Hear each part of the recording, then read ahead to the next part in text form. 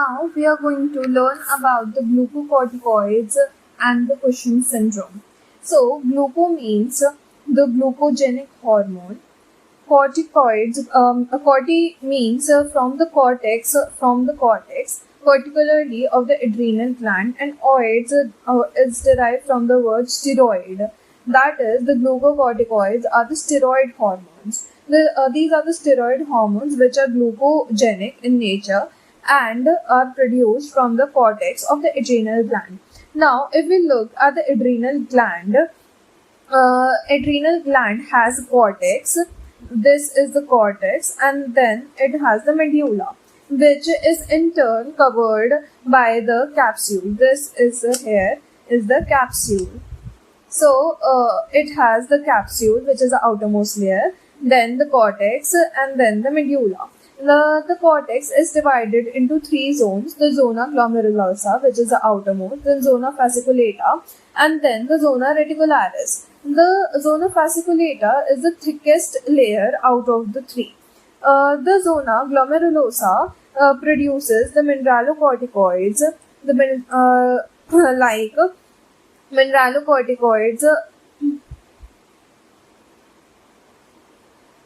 mineralocorticoids, and zona fasciculata produces the glucocorticoids, and reticularis produces the sex corticoids, which is the testosterone. The medulla then produces the catecholamines, which are the norepinephrine and the epinephrine. Then, if we come to the glucocorticoids,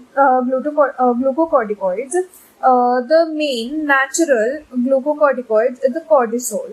Then, the regulation of the secretion of which is by the HPA axis, which is the hypothalamic pituitary adrenal axis. Hypothalamic pituitary adrenal axis. That is, the hypothalamus produces the corticotropin releasing hormone, the CRH, which in turn stimulates the pituitary to produce the ACTH, the adrenocorticotropic hormone, which again in turn stimulates the adrenal cortex to produce the cortisol. Cortisol has the negative feedback control over the ACTH and the CRH. That is, it inhibits the hypothalamus and the pituitary and inhibits the production of CRH and ACTH. Then, what are the functions of the glucocorticoids? First, the metabolic effect. Glucocorticoids are mainly the anabolic hormones. They have the role in the gluconeogenesis, that is, the production of glucose, in the liver, which increases the blood glucose. That's why glucocorticoids are also called as the diabetogenic hormone. It also has a role in protein breakdown and the lipolysis. That is, the glucocorticoids increases the raw product in the body. The lipolysis can cause the fat redistribution at some sites. Instead of lipolysis, it can also cause the fat redistribution. That is, if the fat is deposited in the face, it produces the moon face. The face appears as if it is a moon, round moon. Then if the deposition is in the back, it produces the buffalo hump. It can produce the central obesity, which is the obesity only at the abdominal area, and the thin limbs due to the redistribution. Then, after the metabolic effect of the glucocorticoids have the anti-inflammatory and the immunosuppressive role. How it produces the anti-inflammatory effect?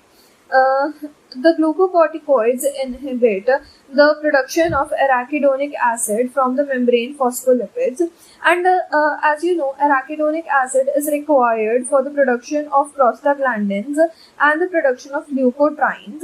Since arachidonic acid is reduced by the effect of glucocorticoids, prostaglandins and leukotrienes will be reduced, which will decrease the inflammation.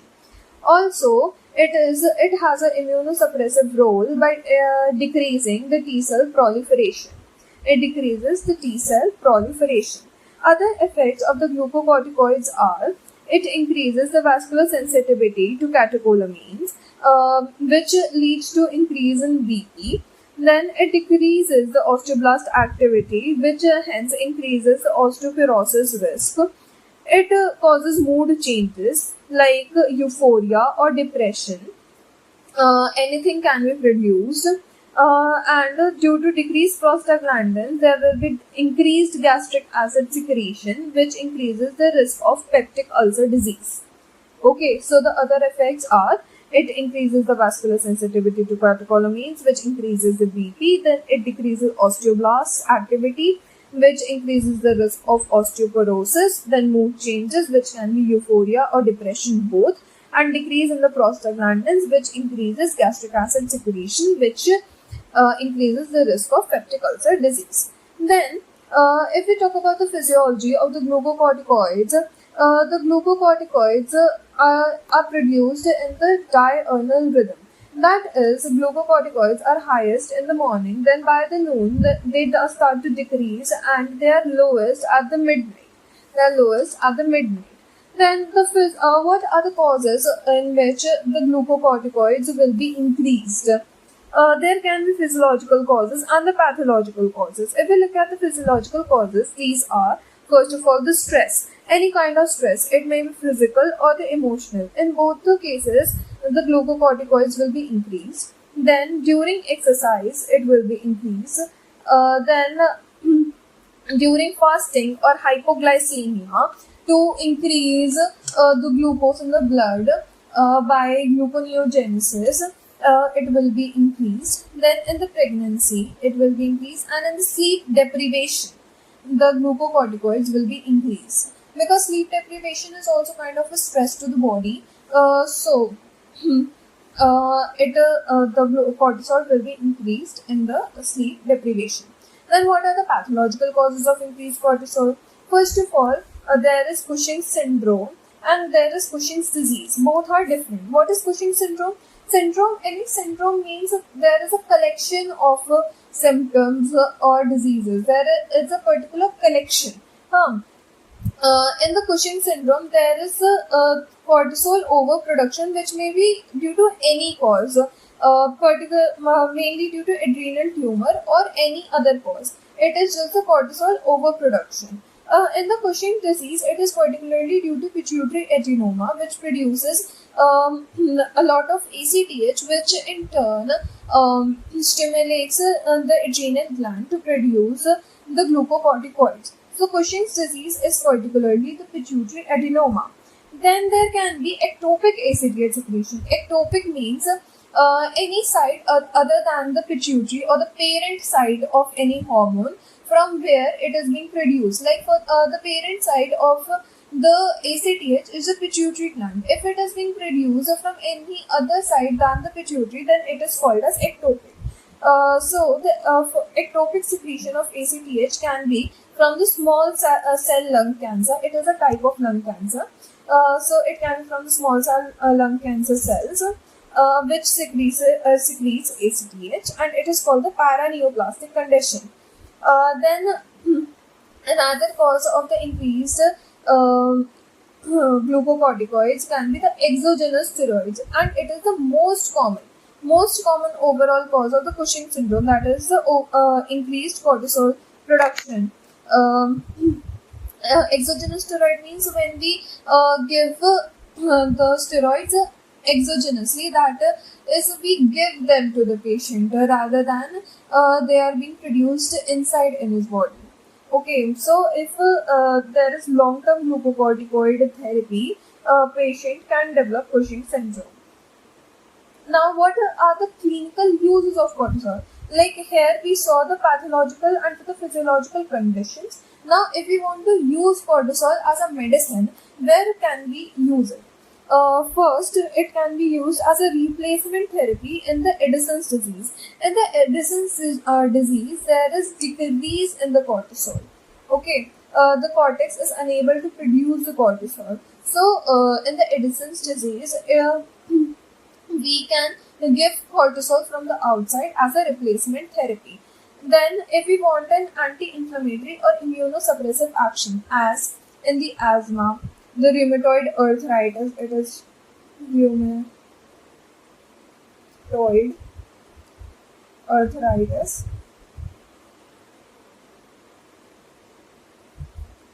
Then, in the COVID-19, Bell's palsy, allergies, organ transplant is important. SLE, IBD, SLE is systemic lupus erythematosus, and IBD is a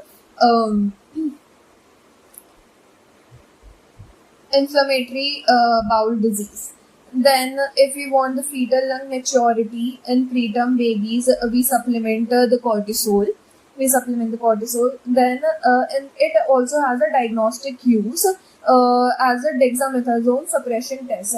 This test is used for the Cushing syndrome itself, in which we give the dexamethasone to the patient, and we see if by the negative feedback the pituitary or the hypothalamus is being suppressed or not. If they are getting suppressed, then the rise in the cortisol won't be there.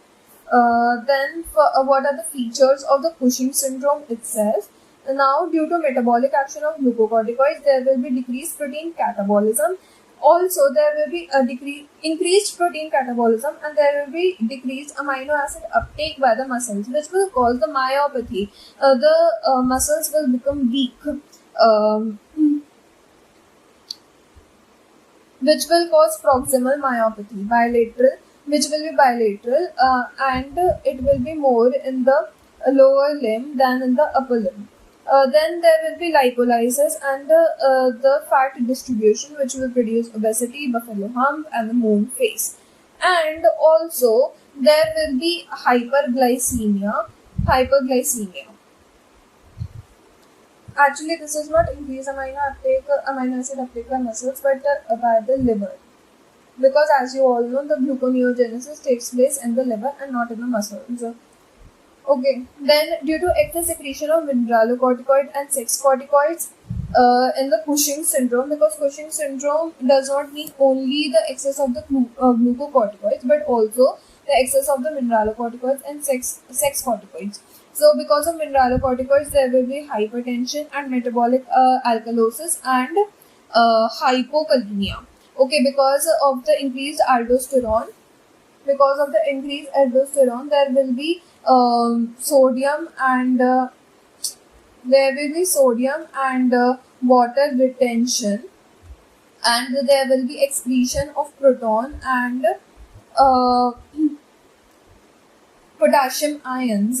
So these two will be decreased. So it will produce metabolic alkalosis and it will produce hypokalemia, and increase in water and sodium will produce the hypertension. Also, the increase in the sex corticoids will produce the precocious puberty. Precocious puberty means achieving puberty before the natural age. Okay, and what are the other effects of the glucocorticoids in the Cushing syndrome? On the eye, it will increase the intraocular pressure. It will produce glaucoma or cataract. Then it can produce GI ulceration due to decrease in the prostaglandins, which will increase the acid secretion. Then it will increase the WBC count, but the patient will be still prone to infections because of the immunosuppressive condition. Immunosuppressive effect. Then there will be increased chances of thrombosis because of the hypercoagulable state. There will be young onset osteoporosis because of the decreased osteoblast activity, and the patient will have short stature and bone fractures. Then violaceous striae, which is purplish lines over the body due to loss of collagen. Collagen is a protein, and since glucocorticoids will cause the breakdown of the proteins, so there will be loss of collagen, and which will produce the violaceous striae, and not just the violaceous striae but the thin skin over the body, because it also contains the collagen. and there will be easy bruising all over the body, all over the body. Then the CNS effect will be the steroid-induced psychosis. Steroid can produce the psychosis and the depression. Then we will look at certain clinical features of the Cushing syndrome, which can be the moon face. Moon face means the round face due to the fat deposition, the red cheeks because of the thin skin, the underlying blood vessels will be visible due to blood vessels underlying. Okay. And then the fat pads or the buffalo hump. This is the hump which is produced on the back due to the deposition of the fat. Then there will be easy bruisability and the ecchymosis because of the fragile blood vessels because of lack of proteins. There will be thin skin, high BP because of the aldosterone or the mineralocorticoids.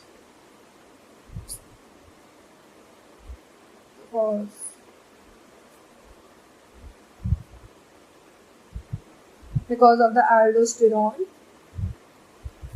Then will be red striations, that is the violaceous striae, which are actually not exactly red but the purplish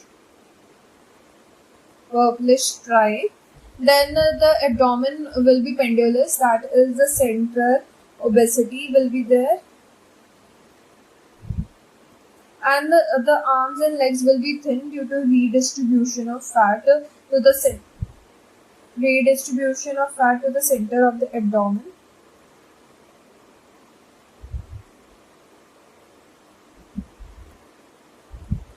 Okay, and there will be poor wound healing. The wound healing will be poor, and also there will be osteoporosis and compressed vertebra, which is also known as codfish vertebra. Okay. So these are the clinical features of the Cushing syndrome, and in that we have completed all about the glucocorticoids and the Cushing syndrome. That's all. Thank you.